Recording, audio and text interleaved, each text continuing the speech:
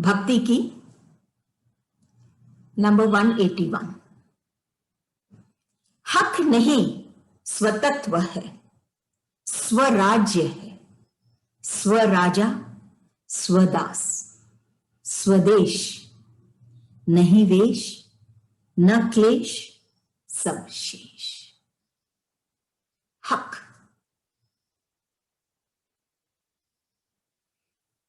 हक हम कब जता सकते हैं? जैसे हम लोग पहले भी चर्चा कर चुके, जब हम योग्य होते हैं तो हम हक जता सकते हैं। अब गुरुदेव कह रहे हैं हक नहीं स्वतत्व है, कि हक हम जब जताते हैं तो हम प्यार हम करते हैं, इसलिए हम हक जता रहे हैं। और अगर हम प्यार कर रहे हैं तो ये हक सिर्फ एक व्यक्ति पर या सिर्फ एक छोटे से हिस्से पर हम हक जताते हैं, ऐसा ये हक नहीं। हक कैसा होता है? प्यार का हक। प्यार का हक स्वतत्व होता है, उस पर पूरा क्लेम होता है। सिर्फ एक छोटा हिस्सा नहीं, पूरा का पूरा, पूरी की पूरी दुनिया, पूर्ण ईश्वर, सब पर हक हो जाता है। स्वतत्व है, क्लेम है।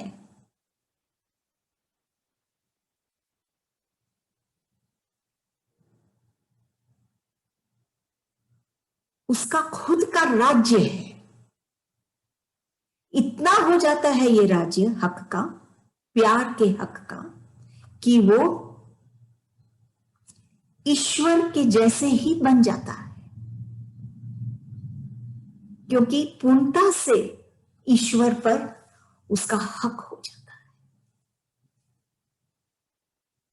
ईश्वर के हर पहलू पर, ईश्वर के हर गुण पर, ईश्वर के हर तत्व पर, ईश्वर के हर अभिव्यक्ति पर, हर एक पर फिर इस भक्त का, इस प्यारे भक्त का हक हो जाता है। ऐसा है ये हक, लिमिटेड नहीं है,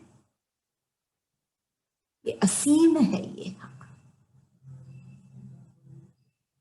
ईश्वर में बना देता है ये हक। जब ईश्वर का हर तत्व उसके अंदर आ जाता है तो वो ईश्वर में बन जाता है। स्वराज्य है, उसका खुद का स्व, उसका खुद सेल्फ, उसका खुद का राज्य है। फिर ये जो हक है ये बाहर नहीं। जब वो इतना प्यार करता है ईश्वर से तो उसका हक उसके खुद पर, खुद का ही वो राजा बन जाता है। स्वराज्य है, वो खुद ही स्वराजा है, उसका खुद का ही सारा पसारा हो जाता है। स्वयं सिर्फ एक हिस्से पे नहीं, पूरी दुनिया पे, ईश्वर पे भी। तब कहते हैं गुरुदेव कि स्वराजा स्वदास, वो खुद ही राजा बन जाता है। राजा मतलब जो ओनर है,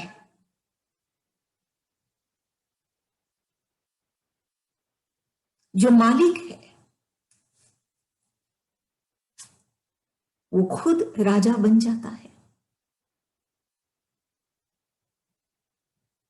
स्वदास, और वो किसी का दास नहीं बनता, खुद का ही स्वदास, और किसी की दासता वो स्वीकारता नहीं, वो खुद ही राजा बन जाता है और अपना ही दास रहता है और किसी का नहीं।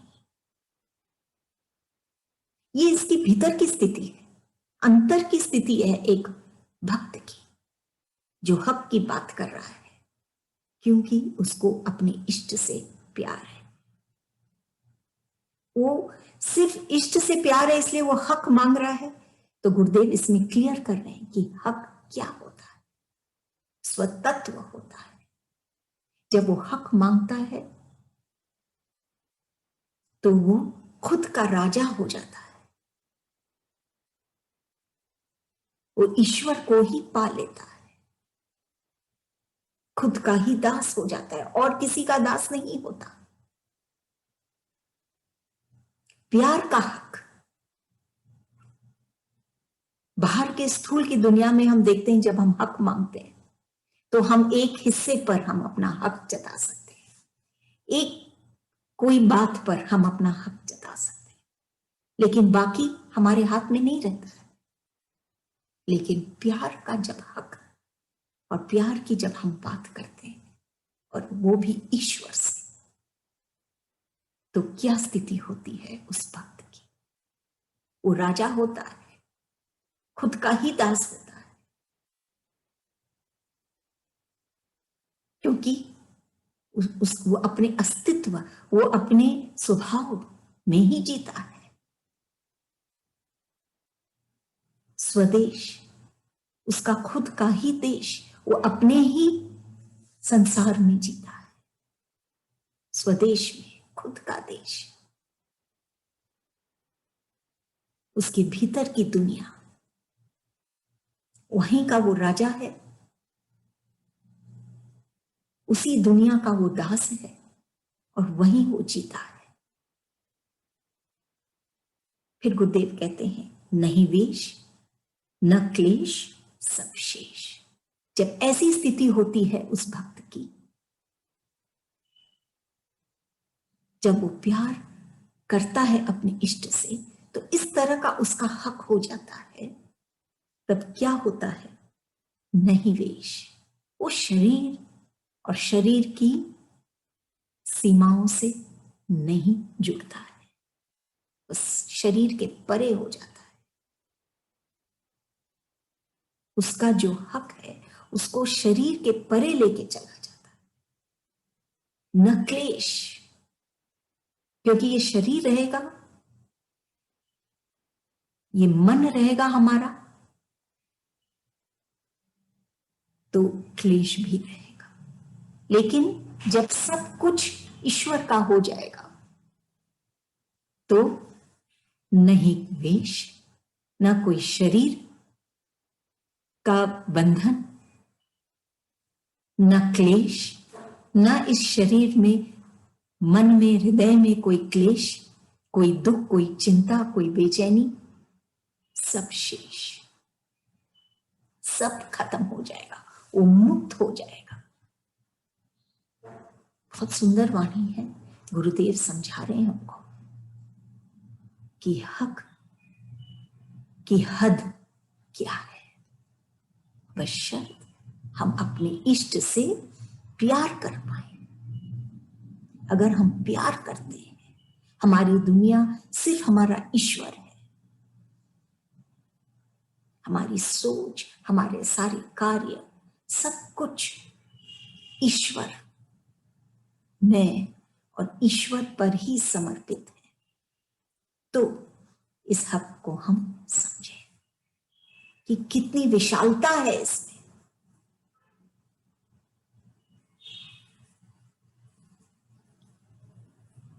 वो राजा बन जाता है, सब कुछ पा लेता है। दुनिया में हम लोग कभी कभी लोग घृणा करते हैं, तोड़ देते हैं, काट देते हैं, हिला देते हैं, हमको बहुत कष्ट पहुंचाते हैं। लेकिन जो स्ट्रांगली खड़ा है, कोशिश यही है दुनिया वालों की, लेकिन जो स्ट्रांगली खड़ा है वही आगे बढ़ता है, नहीं तो वो टूट के खत्म हो जाता है। ये जो स्ट्रांगली खड़ा होना, ये कब होता है? ये तभी हो पाता है जब हम ईश्वर से प्रेम करते हैं। तो हम ईश्वर की ताकत को पा लेते हैं, ईश्वर की सब कुछ को हम पा लेते हैं, नम्रता, हर एक चीज हम पा लेते हैं। जैसे किसी ने पूछा कि क्षमा करना क्या होता है, जवाब था कि जब हम एक पत्थर एक पेड़ पर फेंकते हैं तो वो पेड़ हमको बदले में फल ही देता है। इसको हम क्षमा करते हैं। कहते हैं कोई भी हमको जो भी कष्ट पहुंचाने की कोशिश करे, लेकिन फिर भी अगर हम उनको प्यार से भरे दो बात या कुछ ऐसा कार्य करें तो क्षमा, ये सब करने के लिए बहुत ताकत चाहिए, भीतरी ताकत चाहिए, नहीं तो हम बहुत जल्दी हार जाते हैं। अगर हम मान ले हार तो हम हार ही जाते हैं, और अगर हम ठान ले तो हम जरूर जीत जाते हैं। ये सब जो परिवर्तन है, ये सब जो बारीकियां हैं, ये हमारे जीवन में आने लग जाता है। तभी कहते हैं गुरुदेव, स्वराजा, खुद का राजा बन जाता है, वो किसी का दास नहीं रहता, खुद का ही राजा बन जाता है। कॉन्फिडेंस क्या है? कॉन्फिडेंस ये तब नहीं आता जब आप परीक्षा में बैठे हैं और आप सब आंसर जानते हैं, तो हम नहीं कहते हैं ये कॉन्फिडेंस है। लेकिन जब आप परीक्षा में बैठे हैं और जो भी सवाल आए आपको पता है कि आप उसको आंसर कर पाएंगे, ये कॉन्फिडेंस है। हमको हमारे जीवन के लेखक बनना है, हमको हमारा जीवन लिखना है, जीवन की कहानी लिखनी है। अगर हम नहीं लिखेंगे तो और कोई लिखेगा हमारे लिए, और वो शायद हमको सूट नहीं करेगा। और अगर हम अपने जीवन की कहानी लिखें और हम अपने मन को जाने, पढ़ें, तो फिर हमको और कोई की तरफ देखने की कोई आवश्यकता नहीं होगी।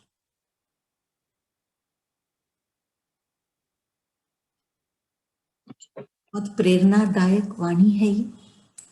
इसमें गुरुदेव कह रहे हैं, हक नहीं स्वतत्व है, स्वराज्य है, स्वराजा स्वदास स्वदेश, नहीं वेश न क्लेश सब शेष। प्यार का हक एक छोटे हिस्से पर सिर्फ नहीं जताया जा सकता, प्यार का हक तो ईश्वर के जैसे विशाल, क्योंकि उसको अपने ही हृदय के अंदर उसका हक हो जाता है। हम हारते हैं हम अपने ही मन से, वो अपने ही मन का राजा बन जाता है जब वो ईश्वर से प्यार करता है। अगली वाणी 182, क्यों जलते हैं जल लेते तो न जलते। जल,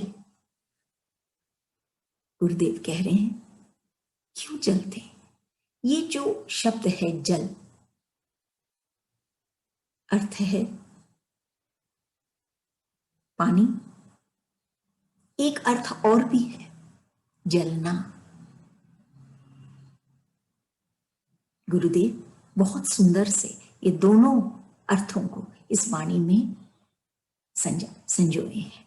क्यों जलते हैं कि तुम क्यों अपने आप को नष्ट कर रहे हो, खत्म कर रहे हो, जल जा रहे हो, कुछ नहीं बचेगा आखिर में, सिर्फ राख क्यों जलते हो? इस संसार में अगर हम जी रहे हैं तो हमको जलना नहीं है। हम आए हैं संसार में खिलने के लिए, हम क्यों जलते हैं? और हमारा जीवन और कोई नहीं बदल सकता, हम ही हैं जो हम अपने जीवन को बदल सकते हैं। और कोई हमको कुछ भी दे दे, कुछ भी कर दे हमारे लिए, लेकिन जीवन हमारा कब बदलेगा? जब हम बदलना चाहेंगे,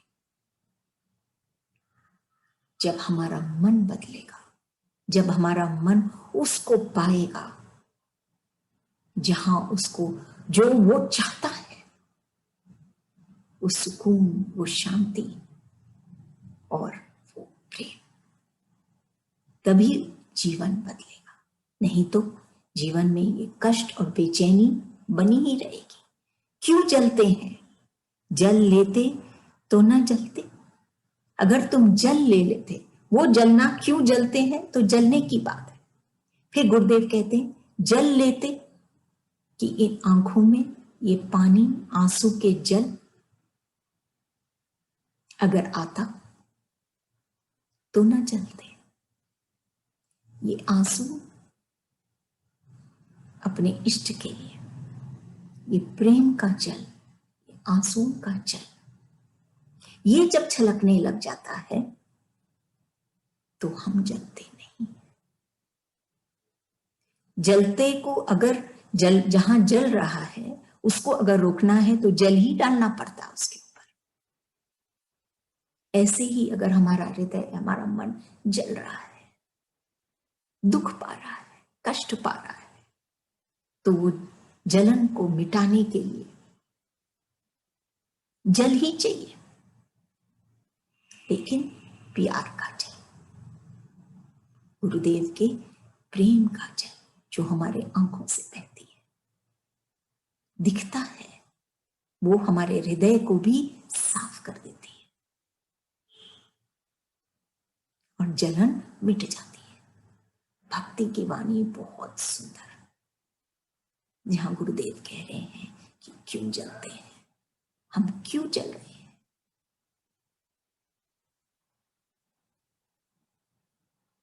जब हमको इष्ट का प्रेम मिला है, और हम तो ये कहेंगे जब हमको गुरुदेव का साथ मिला है, गुरुदेव की गोद मिली है, तो हमको जलना नहीं, सिर्फ जल भरना है नैनों में, तो अपने आप ही वो जलन मिट जाएगी।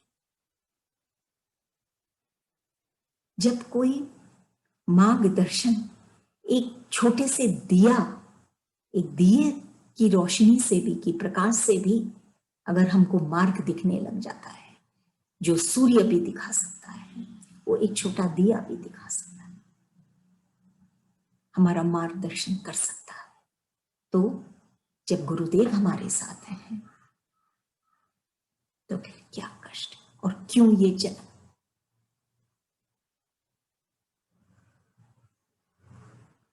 हम उनके हो जाएं तो ये जलन स्वतः ही मिट जाएगा।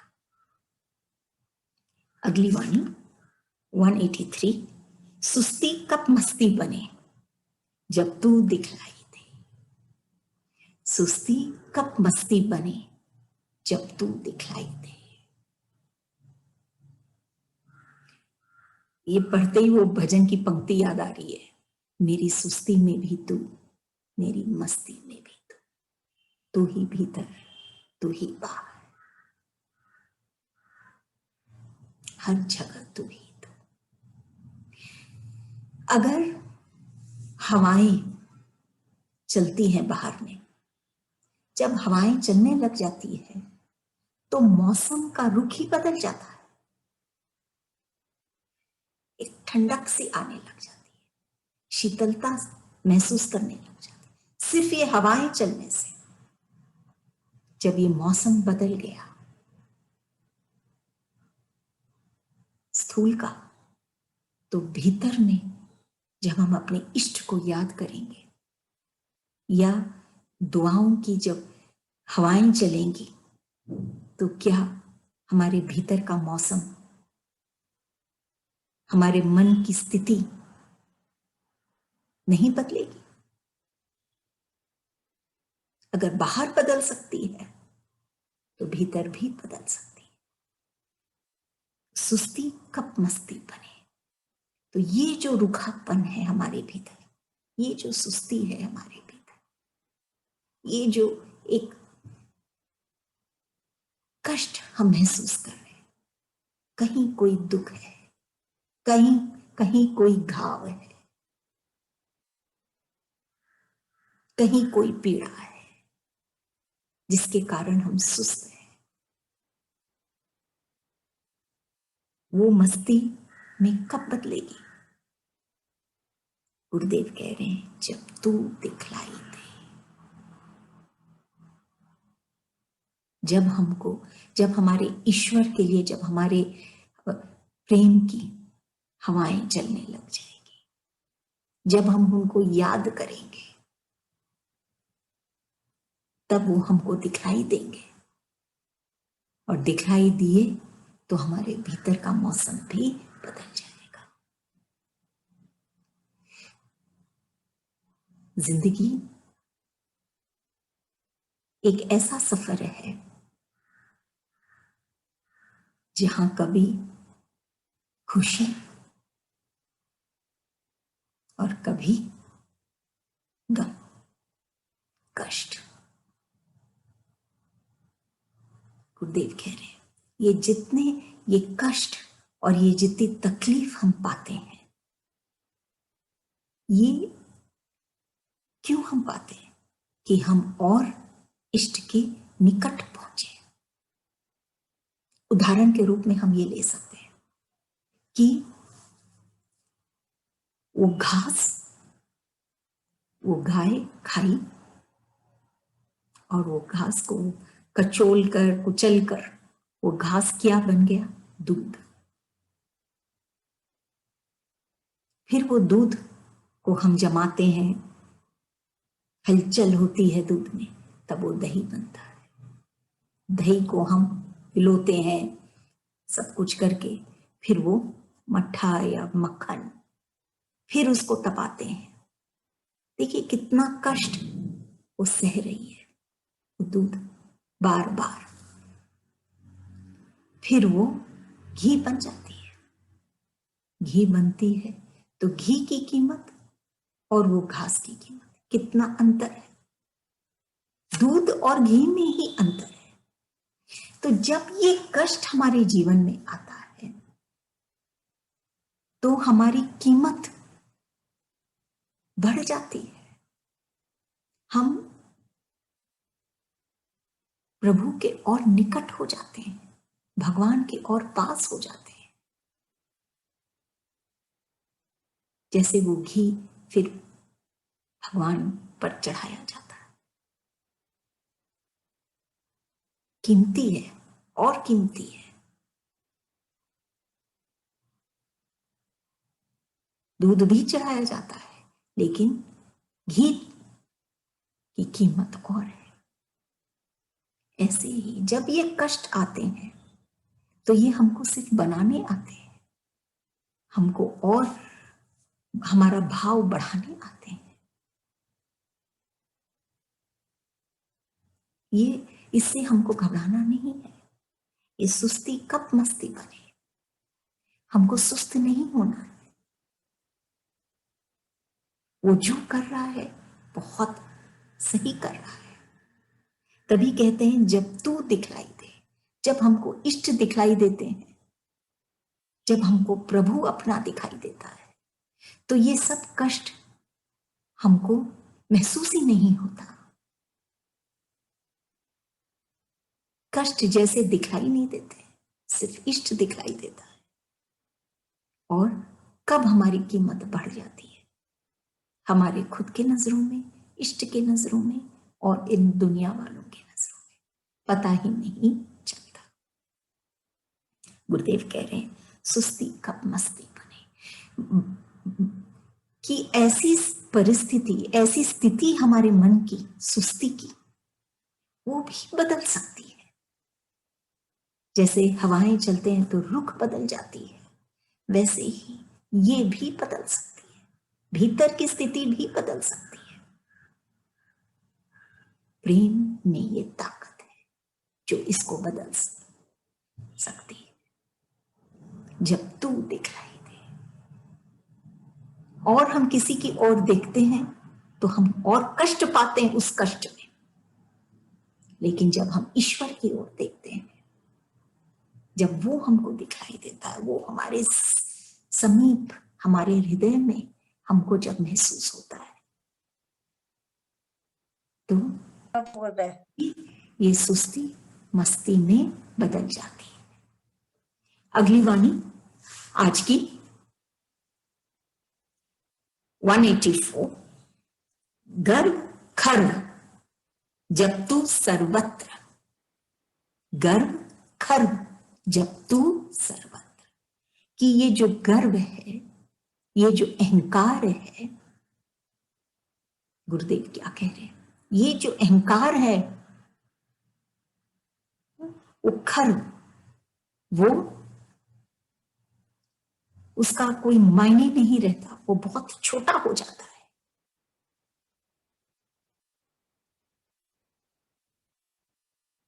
जैसे बौना, वैसा हो जाता है ये गर्व, खर्व हो जाता है जब तू सर्वत्र, जब हम ईश्वर को सब जगह देखते हैं, ईश्वर को ही कर्ता मानते हैं, क्योंकि वही सच्चाई है। अगर हम अपने आप को कर्ता मान रहे हैं तब तो हम गर्व से भरे हैं, अहंकार से भरे हैं। लेकिन ये अहंकार कहां खत्म हो जाता है, बौना हो जाता है, छोटा हो जाता है, जब इष्ट को हम सर्वत्र देखते हैं, सब जगह हम इष्ट को देखते हैं, तब हमको समझ में आता है कि करने वाला वही है। अगर हम उनको ही कर्ता मानते हैं तो उससे हम कई चीजों से बचते हैं। एक, हम खुद बोझ से बच जाते हैं, कर्तापन के बोझ से हम बच जाते हैं। खाली कर्तापन के बोझ से ही नहीं बचते, हम खुद अपने आप में वो मस्ती पाते हैं। वो जैसे कराएगा वैसे ही हम करने लग जाते हैं।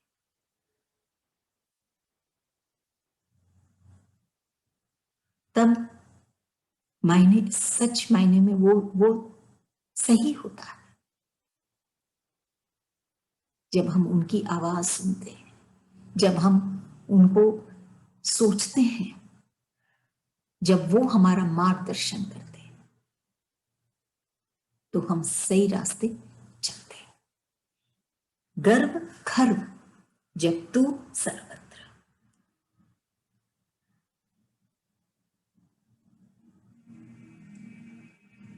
कि ये गर्व छोटा हो जाता है जब हम इष्ट को चारों तरफ देखने